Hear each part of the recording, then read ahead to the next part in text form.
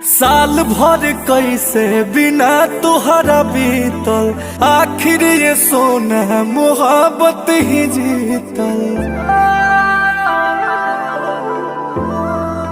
साल भर कैसे बिना तुहरा बीतल, आखिर ये सोना मोहब्बत ही जीतल। जान हो दिल से रिहा हो गईनी, काट के साजा तय हो जान दुनिया के प्यार।